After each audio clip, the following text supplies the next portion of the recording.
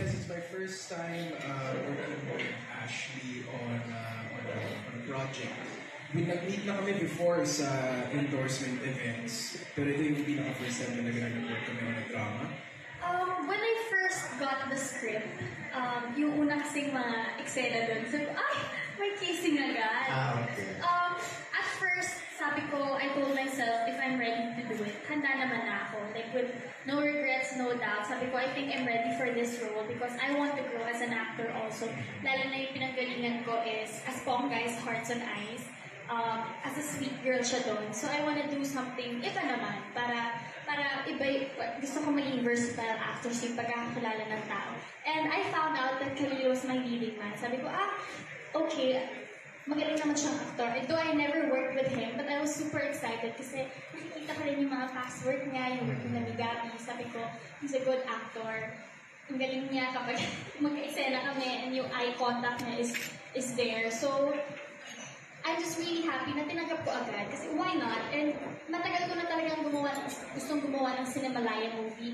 And I got super excited also. I found out na I'm the leading of this show. Noong una kinabahan talaga ako kasi parang Cinemalaya to. Pag sinabi kasing Cinemalaya movie, yung expectations talaga ng mga tao talagang kailangan acting piece siya.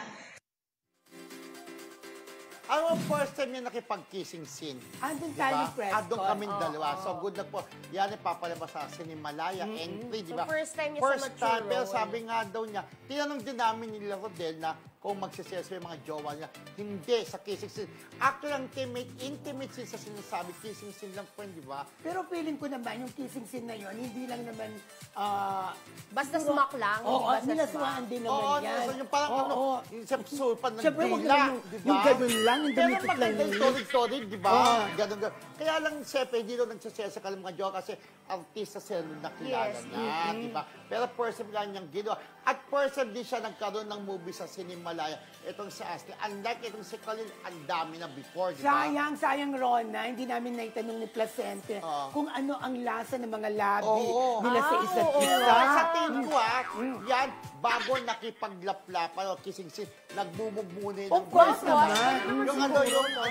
Yung binububog para mabago. Mouthwash. Para masarap. Kasi dati may mga, meron natin sa blind item. Blind Meron isang item din. veteranong aktor.